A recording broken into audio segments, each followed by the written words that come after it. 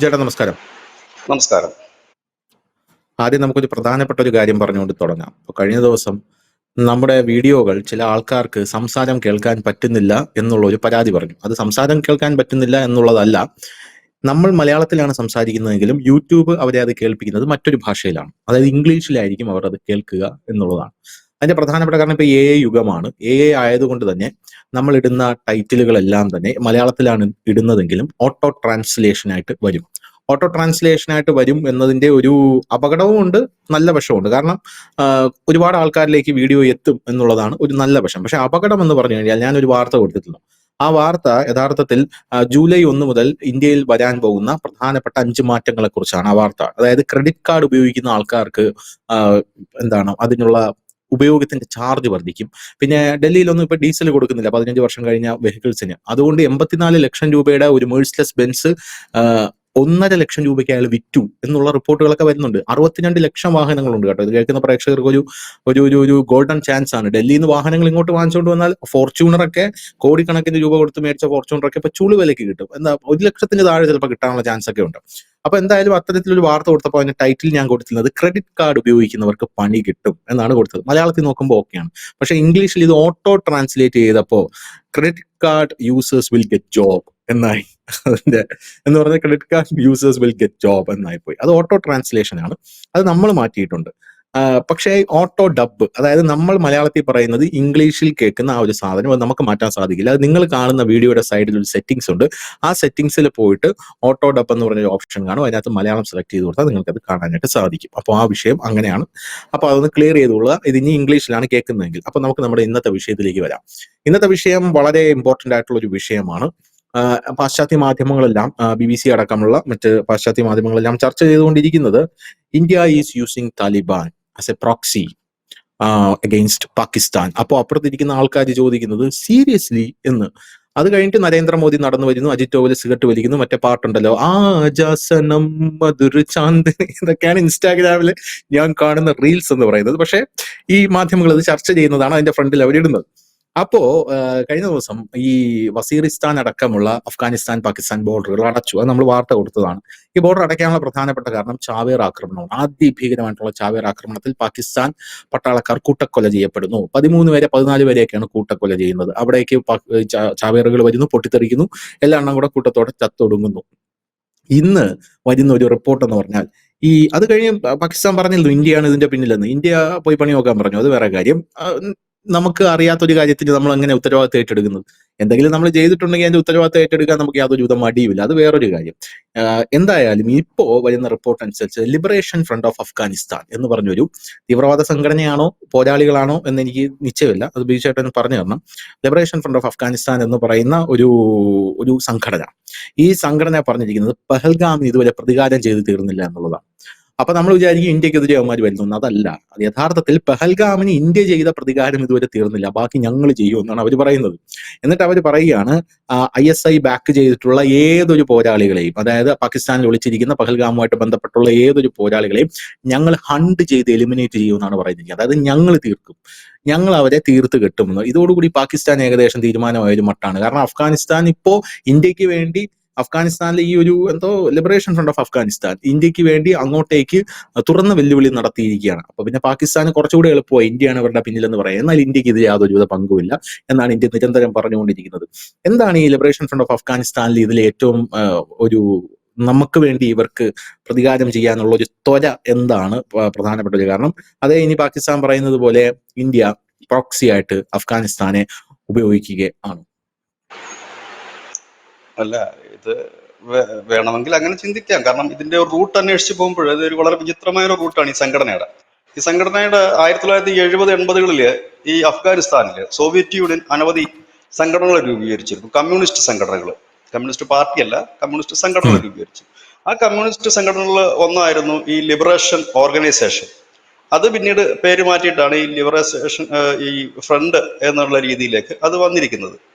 കാരണം ഈ അഫ്ഗാനിസ്ഥാൻ നമുക്കറിയാം അനവധി തീവ്രവാദ സംഘടനകളുടെ ഒരു കേന്ദ്രമാണ്.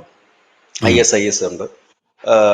അതില് താലിബാൻ ആയിരുന്നു അവിടുത്തെ മെയിൻ ടീം. അവരതിന്റെ അധികാരം പിടിച്ചെടുത്തു. നമ്മൾ കണ്ടതാണ്. അതിനുശേഷം അൽ ഖ്വയ്ദയും ഒക്കെ വന്നിട്ട് വലിയ പ്രശ്നങ്ങൾ നടന്നു. പക്ഷെ അതിനെ ഒരു പരിധി വരെ ഒതുക്കാൻ താലിബാന് കഴിഞ്ഞു.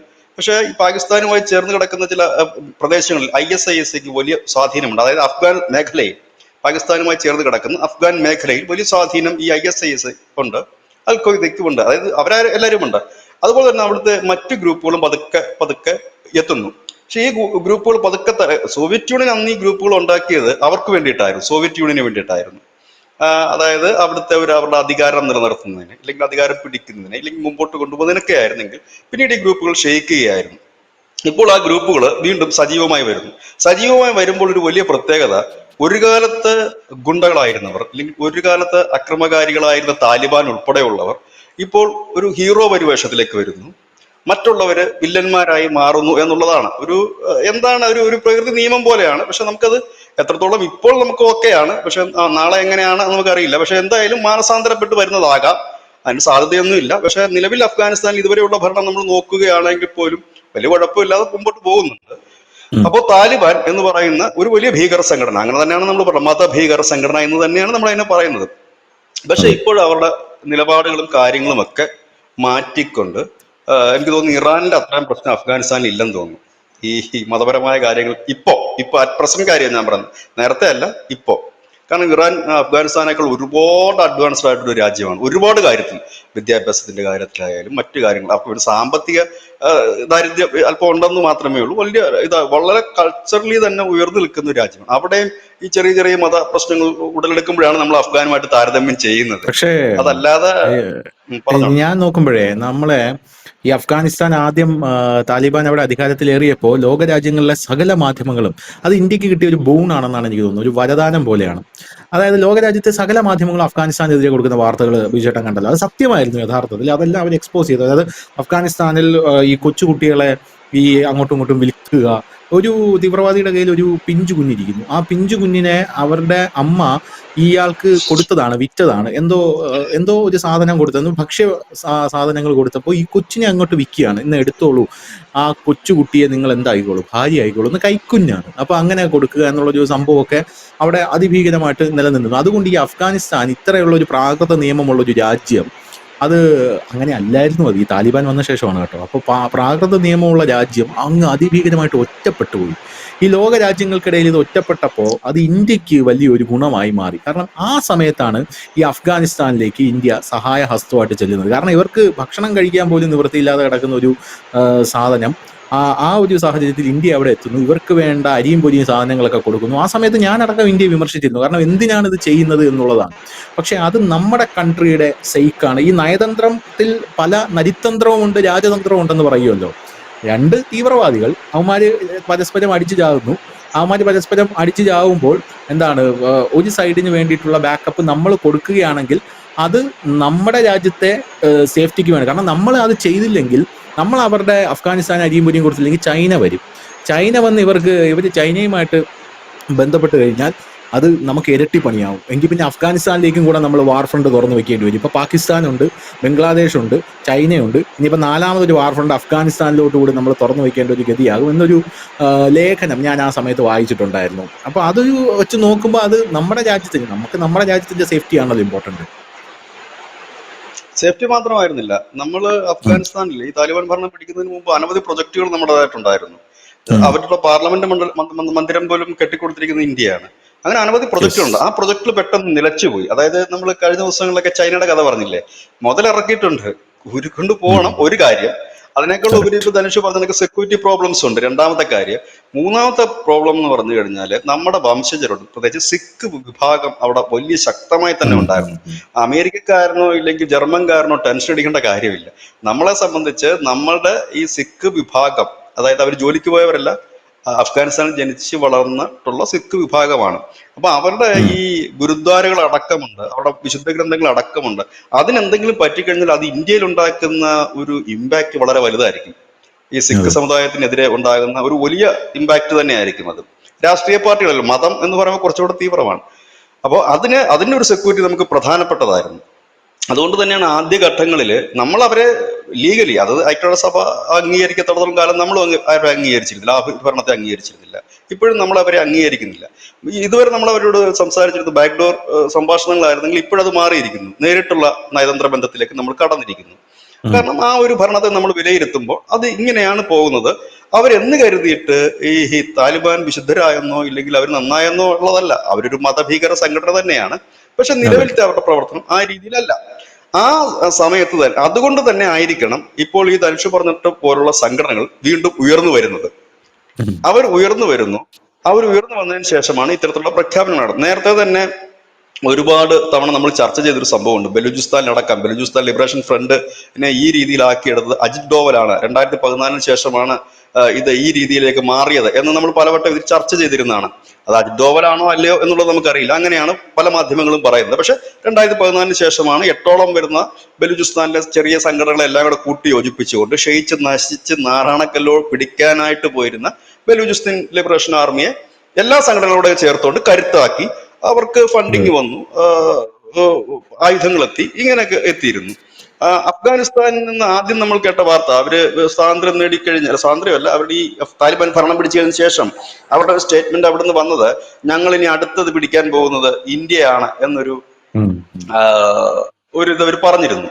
പക്ഷെ അത് പെട്ടെന്ന് തന്നെ അവിടെ നിൽക്കുകയും പിന്നീട് നമ്മളവിടെ കാണുന്ന കാഴ്ചകൾ ഈ താലിബാൻകാർ തന്നെ അവിടുത്തെ ഈ ഗുരുദ്വാരകൾക്കും മറ്റും കാവൽ നിൽക്കുന്ന കാഴ്ചകളൊക്കെ നമ്മൾ കണ്ടു. ഏതായാലും നമ്മൾ അവരെ ഉം. ഭീകരവാദികളല്ല എന്ന് നമുക്ക് പറയാൻ കഴിയില്ല.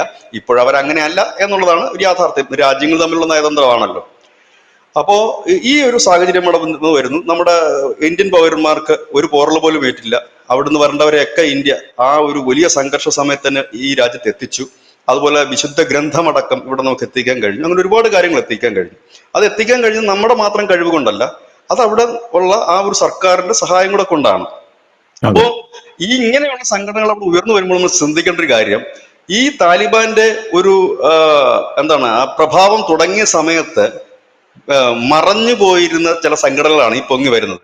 ഞാൻ പറഞ്ഞല്ലോ 1970-80കളിൽ ഉണ്ടായിരുന്ന കമ്മ്യൂണിസ്റ്റ് ഗ്രൂപ്പുകളാണ് ഇത്തരം സംഘടനകൾ. ആ സംഘടനകൾ വീണ്ടും വരുന്നു എന്ന് പറയുമ്പോൾ തന്നെ അവിടെ അവരെ ഉം. പോലുള്ള സംഘടനകൾക്ക് പ്രവർത്തിക്കാൻ കുറച്ചുകൂടി സ്പേസ് കിട്ടിയിരിക്കുന്നു. മുൻപായിരുന്നെങ്കിൽ അതില്ല. കാരണം അവിടെ താലിബാനും അൽ ഖ്വയ്ദയും തമ്മിൽ അടിയാണ്, താലിബാനും ISIS തമ്മിൽ അടിയാണ്. അപ്പൊ അവിടെ ഇവർക്കൂടെ പ്രവർത്തിക്കാൻ ഒരു ഒരു ഒരു വഴി തുറന്നിരിക്കുന്നു. എനിക്ക് തോന്നുന്നു ഈ ഒരു സ്റ്റേറ്റ്മെന്റ് രണ്ട് തരത്തിൽ നമുക്ക് കാണാൻ കഴിയും.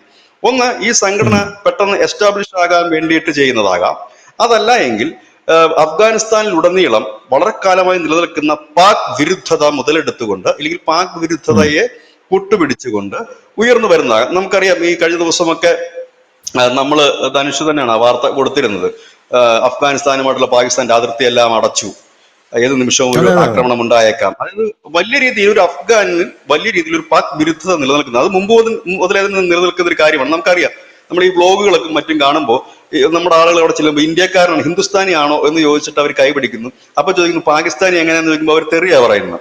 അപ്പം ഈ അതെ, ഒരു അതെ. രീതിയിലേക്കാണ് അവിടുത്തെ ജനങ്ങളുടെ മാനസികാവസ്ഥ. ഈ ഒരു അഫ്ഗാനിസ്ഥാനിൽ ഇപ്പൊ സാഹചര്യത്തിൽ ഇന്ത്യക്കാർക്ക് കൂടിയാണ്, നല്ല വിലയാണല്ലേ?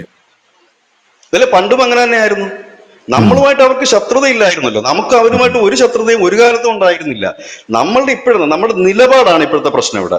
എന്താണ്? ഉം. താലിബാൻ അധികാരത്തിലേറി, അതുകൊണ്ട് നമ്മൾ അംഗീകരിക്കുന്നില്ല എന്നൊരു നിലപാട് മാത്രമേ ഇവിടെ പ്രശ്നമുള്ളൂ. അല്ല, നമുക്ക് രാജ്യമായിട്ട് ഒരു കാലത്തും നമുക്ക് മോശം ബന്ധം ഉണ്ടായിരുന്നില്ല. ഇറാനെ പോലെ യെസ്. തന്നെയാണ് അഫ്ഗാനിസ്ഥാനുമായിട്ട് ഇന്ത്യക്ക് അടുത്ത ബന്ധമുണ്ടെന്ന് മാത്രമല്ല, നമ്മുടെ ചരിത്രം പരിശോധിച്ച് പോവുകയാണെങ്കിൽ അതിന്റെ പല വേരുകളും ഇന്ത്യയിലാണെന്ന് തന്നെ പറയാം. ഗാന്ധാരം അടക്കമുള്ളത്, കാണ്ഡഹാർ അടക്കമുള്ളത്, നമ്മുടെ പുരാണങ്ങളിൽ പറയുന്ന സ്ഥലങ്ങളെല്ലാം അടക്കമുള്ളത് ഈ ഉം. ഉം. അഫ്ഗാനിസ്ഥാനിൽ. പണ്ട് അഖണ്ഡ ഭാരതം എന്നൊരു സങ്കല്പമായിരുന്നല്ലോ. അതായത് ഇപ്പോഴത്തെ ഭൂപടമായിരുന്നില്ലല്ലോ. അപ്പം അത് അതെ, പാകിസ്ഥാൻ നമ്മുടെ ആയിരുന്നില്ലേ? പാകിസ്ഥാനോട് ചേർന്ന് കിടക്കുന്ന അഫ്ഗാൻ നമ്മുടേതായിരുന്നില്ല കുറച്ചധികം ഭാഗം. പിന്നീട് അതെ. അവിടെ നിന്ന് ഗോത്രവർഗ്ഗങ്ങളായിരുന്നല്ലോ ഇവിടെ എല്ലാം ഉണ്ടായിരുന്നത്. അവിടെ നിന്ന് അവര് പോവുകയും യെസ്. ഈ ഇസ്ലാമികവൽക്കരണം അല്ലെങ്കിൽ അവരുടെ ഒരു ഇൻവേഷനോട് കൂടിയാണ് അതെല്ലാം പോകുന്നത്. പിന്നീട് അവിടുന്ന് വന്നവരുണ്ട് അനവധി പേര്. നമ്മുടെ ഇന്ത്യയെ തന്നെ കൊള്ളയടിച്ച് ഭരിക്കാൻ വന്ന അനവധി ഭരണാധികാരികളുണ്ട്. അപ്പോ ഇതിന്റെ ഒരു റിയാലിറ്റി അതാണ്. അപ്പൊ നമ്മളുമായിട്ട് ഒരു കാലത്തും അവർക്ക് ബന്ധങ്ങൾ, നമ്മളുമായിട്ട് ബന്ധം ഉലഞ്ഞൊരു സംഭവം കാണ്ഡഹാർ മാറാഞ്ചലാണ്. അന്ന് അൽ ഖ്വയ്ദയായിരുന്നു, ജെയ്ഷെ മുഹമ്മദ് ആയിരുന്നു അതിന്റെ മെയിൻ ബ്രെയിൻ എന്ന് പറയുന്നത്. പക്ഷെ അന്നും ഉം. താലിബാൻ പറഞ്ഞിരുന്നു ഞങ്ങളില്ല ഇതിനകത്ത് എന്നവര് പറഞ്ഞിരുന്നു. അത് എത്രത്തോളം വിശ്വസിക്കാൻ പറ്റും എന്നറിയില്ല. കാരണം അന്ന് ഈ താലിബാനൊക്കെ ഇങ്ങനെ സ്ട്രോങ് ആയി നിൽക്കുന്ന ഒരു കാലഘട്ടം കൂടിയായിരുന്നത്. അപ്പൊ അവരില്ല ഉം. എന്നവരത് ആദ്യം തുറന്നു പറയുകയും ചെയ്തിരുന്നു.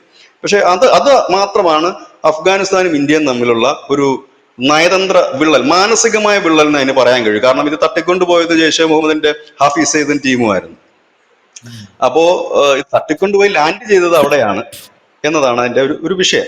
ഒരു മാനസിക അകൽച്ച ഉണ്ടായിരുന്നെങ്കിൽ പോലും നല്ല രീതിയിൽ തന്നെയാണ് നമ്മൾ അവരുമായിട്ട് സഹകരിച്ചിട്ടിരുന്നത്. അതുകൊണ്ട് തന്നെയാണല്ലോ താലിബാൻ ഈ കുറഞ്ഞ ഒരു വർഷത്തിന് മുമ്പായിരുന്നു അവിടെ ഒരു മന്ത്രിയുടെ സ്റ്റേറ്റ്മെന്റ് വന്നിരുന്നു. നിങ്ങൾ ആ നിർത്തിവെച്ചിരിക്കുന്ന പൈപ്പ് ലൈൻ പദ്ധതി, അതായത് കുടിവെള്ള പദ്ധതി എത്രയും പെട്ടെന്ന് നിങ്ങൾ നടപ്പാക്കണം, സ്ത്രീകൾക്കും കുട്ടികൾക്കും ഗർഭിണികൾക്കും വെള്ളം എത്തിക്കാൻ ഒരു സംവിധാനം വെക്കണം. അതുകൂടാതെ നിങ്ങൾ അന്ന് തുടങ്ങി വെച്ചിരുന്ന ഈ ഹോസ്പിറ്റൽസ് ഉണ്ട്, ചെറിയ ചെറിയ ആശുപത്രികൾ, അത്തരം ആശുപത്രികളുടെ നിർമ്മാണം എത്രയും പെട്ടെന്ന് നിങ്ങൾ നടത്തി തരണം ഞങ്ങൾക്ക് എന്ന് അവർ റിക്വസ്റ്റ് ചെയ്യുന്ന ഒരു നിലയിലേക്ക് വന്നു. അങ്ങനെ അതായത് വിവിധ തലങ്ങൾ വേണം നമ്മൾ ആ ബന്ധത്തെ നോക്കാൻ. ഒന്ന് നയതന്ത്ര ബന്ധം മാത്രമാകുക, വ്യാപാര ബന്ധം ഉണ്ടായിരുന്നു നമ്മൾ തമ്മിൽ, അങ്ങനെ അനവധി കാര്യങ്ങൾ നമ്മൾ തമ്മിൽ ഉണ്ടായിരുന്നു. ഇപ്പോ ഈ ബലൂചിസ്ഥാനിലെ ലിബറേഷൻ ആർമി ഉൾപ്പെടെയുള്ള സംഘടനകൾ അവർക്ക് ഇന്ത്യയോടുള്ള സ്നേഹത്തിനേക്കാൾ അപ്പുറത്ത് അവർക്കൊരു ലക്ഷ്യമുണ്ട്, സ്വതന്ത്ര ബലൂചിസ്ഥാൻ. ഇപ്പോൾ ഈ തെഹ്രിക്ക താലിബാൻ എന്ന് പറഞ്ഞ ഇന്ത്യയെ സ്നേഹിക്കുന്നവരല്ല. അവരുടെ ലക്ഷ്യം എന്ന് വെച്ചാൽ പാകിസ്ഥാൻ മുഴുവൻ പിടിച്ചെടുക്കുക എന്നുള്ളതാണ്. ഇപ്പോൾ ഈ പറഞ്ഞിരിക്കുന്ന പാകിസ്ഥാൻ മുഴുവൻ പിടിച്ചെടുക്കുവോ അന്ന് അവർ ഇന്ത്യക്ക് എതിരാകും എന്നാണ് എനിക്ക് തോന്നുന്നത്. തീർച്ചയായിട്ടും തിരിയാൻ സാധ്യതയുണ്ട്. ഇപ്പൊ പറഞ്ഞ സംഘടനയുടെ ലക്ഷ്യം എന്ന് പറഞ്ഞു കഴിഞ്ഞാൽ ഇന്ത്യയെ സ്നേഹിക്കുക എന്നുള്ളതല്ല. പകരം ഇന്ത്യയുടെ ഓരം ചേർന്ന് നിന്നുകൊണ്ട് അവരുടെ ബദ്ധശത്രുക്കളായ പാകിസ്ഥാനികൾക്കെതിരെ അല്ലെങ്കിൽ ISIS എതിരെ പോരാടുക എന്നുള്ളതാണ്. ഇനി വേറൊരു തിയറി വേണമെങ്കിൽ നമുക്ക് പറയാം അതിനകത്ത്. താലിബാൻ ഇപ്പോൾ മാന്യന്മാരായില്ലേ, താലിബാൻ വേണമെങ്കിൽ ഇതുപോലൊരു സംഘടന രൂപീകരിച്ചതാകാം, ഈ ചത്ത് കിടക്കുന്ന സംഘടന. കാരണം അവരിപ്പം ആയുധമൊന്നും എടുക്കുന്നില്ലല്ലോ, അല്ലെങ്കിൽ അവരിപ്പം കൊള്ളയും ചെയ്യുന്നില്ല. ഇവരെ അതിന് വേണ്ടിയിട്ട് ഒരു ടൂൾ ആക്കിക്കൊണ്ട് ഈ അൽഖ്വയ്ദയ്ക്കും ISIS ഒക്കെ എതിരെ പ്രവർത്തിക്കാൻ ഒരു ടൂൾ ആക്കിയേക്കാം. അപ്പോഴും ഒരു ചോദ്യത്തിന് ഉത്തരം ലഭിക്കുന്നില്ല. പാകിസ്ഥാൻ നിരന്തരം പറയുന്നത് ഇന്ത്യയാണോ അതിന് പിന്നിൽ, അഫ്ഗാനിസ്ഥാൻ ഇത്രയും പണം കൊടുക്കുന്നത് ഇന്ത്യയാണോ ഇതിന് വേണ്ടിയിട്ട് എന്നാണ് അവർ നിരന്തരം ആരോപിക്കുന്നത്. അങ്ങനെ വേണം, അതിനൊരു സാധ്യത വളരെ കൂടുതലാണ്. അതായത് ആ താലിബാൻ മെയിൻ സ്ട്രീമിൽ നിന്നുകൊണ്ട് അവരുടെ ഒരു പ്രോക്സിയെ സൃഷ്ടിച്ചെടുക്കുന്നു. അവർക്കിപ്പോൾ നിലവിൽ തന്നെ അനവധി പ്രോക്സികളുണ്ട്. അവരുടെ ഒരു പ്രോക്സിയാണ് ഈ തെഹ്രിക്ക താലിബാൻ. അവരുടെ പ്രോക്സികൾ അനവധിയുണ്ട്. ഈ ബലൂചിസ്ഥാൻ ലിബറേഷൻ ആർമിക്ക് ഉൾപ്പെടെ അവരുടെ സഹായങ്ങളും കിട്ടുന്നുണ്ട്. അപ്പോൾ വേറൊരു പ്രോക്സിയെ, അതായത് ഒരു മെയിൻ സ്ട്രീമിലേക്ക് നിൽക്കാൻ കഴിയുന്ന ഒരു പുതിയ പ്രോക്സിയെ രംഗത്തേക്ക് എത്തിക്കുന്നു. കാരണം അഫ്ഗാനിസ്ഥാനെ സംബന്ധിച്ച് അതിനൊരു ആ രാജ്യത്തെ സംബന്ധിച്ച് അതൊരു പുതുമയുള്ള സംഭവമൊന്നുമല്ല. നമ്മുടെ രാജ്യത്ത് പുതിയ രാഷ്ട്രീയ പാർട്ടി രൂപീകരിക്കുന്നത് പോലെയുള്ളൂ. അപ്പോൾ അതിനെ മുമ്പോട്ട് കൊണ്ടുവരുന്നു. ആ സംഘടനയെ വെച്ച് മുമ്പോട്ട് പാകിസ്ഥാനെ ഫൈറ്റ് ചെയ്യുക. അതായത് ഇനി നാളെ മുതൽ ഉറപ്പായിട്ട് ഈ സംഘടനയുടെ പേര് നോട്ട് ചെയ്ത് വെച്ചോളൂ. നാളെ മുതൽ പാകിസ്ഥാനിൽ ആക്രമണം നടന്ന് ഏതെങ്കിലും പട്ടാളക്കാരോ മറ്റുള്ളവരോ മരിച്ചു കഴിഞ്ഞാൽ ഒരു മടിയും കൂടെ ഈ സംഘടന അതിന്റെ ഉത്തരവാദിത്തം ഏറ്റെടുക്കും. ഞങ്ങളാണ് ഇത് ചെയ്തതെന്ന് പറയും. കാരണം അവിടെയാണ് ഇങ്ങനെയുള്ള സംഘടനകൾ വരുന്നത്. ഇതിനടുത്ത് കഴിഞ്ഞ ദിവസം വേറൊരു സംഘടന വന്നായിരുന്നു. അത് ഇന്ത്യ ഓപ്പറേറ്റ് ചെയ്യുന്ന സംഘടനയാണെന്നാണ് പാകിസ്ഥാൻ പറഞ്ഞത്. പ്രത്യേക പേരാ, ജാമിയത്ത് ഉൽവ എന്തോ അങ്ങനെ ഒരു പേരിലാണ് ആ സംഘടന. ഞാൻ ആദ്യമായിട്ടാണ് ആ പേര് കേൾക്കുന്നത്. അവരായിരുന്നു ഈ വസീറിസ്ഥാനിലെ സ്ഫോടനത്തിന്റെ ഉത്തരവാദിത്തം ഏറ്റെടുത്തത്. അവരോട് ഞങ്ങളാണ് ഏറ്റെടുത്തത്. പാകിസ്ഥാൻ പറയുന്നത് ഇവര് ഇന്ത്യയാണ്, ഇന്ത്യയുടെ പ്രോക്സിയാണ് ഇവരെന്നാണ് പറയുന്നത്. അപ്പോൾ അഫ്ഗാനിസ്ഥാൻ പ്രോക്സികളെ വികസിപ്പിച്ചെടുക്കുന്നത് ഇന്ത്യക്ക് വേണ്ടിയിട്ടല്ല, പകരം അവരുടെ ഒരു സുരക്ഷിതത്വം, അതാണ് അവർ നോക്കുന്ന ഒരു പ്രധാനപ്പെട്ട കാര്യം. പാകിസ്ഥാൻ ഒരു ചെറിയ പ്രശ്നങ്ങൾ വന്നാൽ മാത്രമേ അഫ്ഗാനിസ്ഥാനെ സംബന്ധിച്ചൊരു മെയിൻ പോയിന്റായി അഫ്ഗാനിസ്ഥാൻ മാറും. കാരണം പാകിസ്ഥാൻ എന്നും ഇങ്ങനെ ഒരു പ്രശ്നത്തിലേക്ക് നിൽക്കുമ്പോൾ മറ്റ് ലോകരാജ്യങ്ങളുടെ ശ്രദ്ധ അഫ്ഗാനിസ്ഥാനിലേക്ക് വരികയും അവിടെ എന്തെങ്കിലും കിട്ടുമോ എന്നാണ് അവർ നോക്കുന്നത്. കാരണം അവിടെ കുറച്ചുകൂടെ സേഫും പീസും ആണെന്നുണ്ടെങ്കിൽ ആളുകൾ വരാനുള്ള സാധ്യതകൾ വളരെ കൂടുതലാണ്. അതിനുള്ള സാധ്യത ഇപ്പം നമ്മൾ കണ്ടതാണ്. ഒരു 3 മാസത്തിന് മുമ്പായിരുന്നു അമേരിക്ക അവിടെ വീണ്ടും അവരുടെ അഫ്ഗാനിസ്ഥാനിൽ അവരുടെ പഴയ വ്യോമത്താവളം ഉപയോഗിക്കാനുള്ള പണികൾ നടത്തി വരുന്നുണ്ട്. അത് വീണ്ടും ഒന്ന് പൊടി തട്ടി എടുക്കാനായിട്ടുള്ളത്. അപ്പൊ അഫ്ഗാനിസ്ഥാൻ ഇപ്പോൾ അവരെ സംബന്ധിച്ച് അവർക്ക് സാമ്പത്തികം വേണം, മുൻപോട്ട് കയറി വരണം. മുൻപോട്ട് കയറി വരാനായിട്ട് ഇപ്പം നിലവിൽ ഫണ്ടുകളൊന്നും ഒന്നും കിട്ടില്ല. പകരം എന്ത് ചെയ്യണം? ഈ രാജ്യങ്ങളെ കൊണ്ടുവന്ന് അവരെ കൊണ്ട് ഫണ്ട് ഇറക്കിച്ച് അവിടെ പരിപാടികൾ നടത്തിച്ചേ പറ്റൂ അവർക്ക്. ഇപ്പൊ അമേരിക്ക അങ്ങനെ ഒരു വ്യോമത്താവളം, അവരുടെ പഴയ വ്യോമത്താവളം അവിടെ പുനരുജ്ജീവിപ്പിക്കാൻ ശ്രമം നടക്കുന്നുണ്ട്. ഒപ്പം തന്നെ ഇന്ത്യ വളരെ സ്പീഡിൽ, എനിക്ക് തോന്നുന്നത് ഈ ചബാത്ത് തുറമുഖത്തിന്റെ കാര്യത്തിൽ ഏറ്റവും കൂടുതൽ ടെൻഷൻ ഉള്ളത് അഫ്ഗാനിസ്ഥാനാണെന്നും താലിബാനാണെന്ന് തോന്നുന്നു. അവർ തന്നെയാണ് പറയുന്നത് എത്രയും പെട്ടെന്ന് ഇതിന്റെ പണി നിങ്ങൾ പൂർത്തിയാക്കണം. കാരണം അവർക്ക് ഗുണമുള്ളതാണത്. കാരണം ചബാർ തുറമുഖത്തു നിന്ന് ഇവരുടെ സീ വഴിയാണ് അത് കടന്നു പോകുന്നത്. അതിനുള്ളൊരു യൂസേഴ്സ് ഫീ കിട്ടും. അതുപോലെ തന്നെ ഇവർക്ക് അതുവഴിയുള്ള ട്രേഡിങ് നടക്കും. അപ്പൊ ഇവർക്ക് ലാഭമുള്ള കാര്യമാണ്. ഇവർ പറയുന്നത് നിങ്ങൾ വേറെ സെക്യൂരിറ്റി ഒന്നും നോക്കണ്ട, നിങ്ങൾ സുരക്ഷയുടെ കാര്യം നിങ്ങൾ വിട്ടേക്കൂ, ഞങ്ങൾ നോക്കിക്കോളാമെന്നാണ് താലിബാൻ പറയുന്നത്. ആ നിലയിലേക്കാണ് പോകുന്നത്. അപ്പൊ ഇത് ഇന്ത്യയാണോ ബാക്ക് ചെയ്യുന്നത് വെച്ചാൽ അത് ആധികാരികമായി പറയാൻ നമ്മൾ ആളല്ല. പക്ഷെ പാകിസ്ഥാൻ ഇങ്ങനെ സംശയിക്കുന്നു, പക്ഷേ ഇത് ഇന്ത്യക്ക് വേണ്ടി രൂപം കൊടുത്ത സംഘടനയല്ല. പകരം ഒരുപക്ഷെ ഇതിന്റെ അഫ്ഗാനിസ്ഥാൻ അവരുടെ ഒരു പ്രോക്സിയെ ഉണ്ടാക്കിയെടുത്തിരിക്കുന്നു. ഇല്ലെങ്കിൽ നിലവിലത്തെ സാഹചര്യം മുതലെടുത്തുകൊണ്ട് സോവിയറ്റ് യൂണിയന്റെ കാലത്ത് രൂപീകൃതമായ ഇത്തരം ഗ്രൂപ്പുകൾ കുറച്ചുകൂടി എസ്റ്റാബ്ലിഷ്ഡ് ആകാൻ വേണ്ടിയിട്ട് പാക് വിരുദ്ധത പറഞ്ഞുകൊണ്ട് പബ്ലിക്കായി രംഗത്തെത്തുന്നു. ഒരുപക്ഷെ നാളെ ഒരു സ്ഫോടനങ്ങൾ അവർ നടത്തിയേക്കാം പാകിസ്ഥാനിൽ, ഇല്ലെങ്കിൽ നാളെ ഒരു അക്രമം നടത്തിയിട്ട് തങ്ങളാണെന്ന് പറഞ്ഞേക്കാം. ഇതിൽ ഇന്ത്യ നമുക്ക് ഒരു തരത്തിലും കുറ്റപ്പെടുത്താനുള്ള യാതൊരു തെളിവുകളുമില്ല. അതാണ് അതിനകത്തൊരു ഇത്. ഇനിയിപ്പം അങ്ങനെയാണ് നമ്മൾ വിശ്വസിക്കുന്നതെങ്കിൽ അങ്ങനെയും നമുക്ക് വിശ്വസിക്കാം, അത്രയേ ഉള്ളൂ.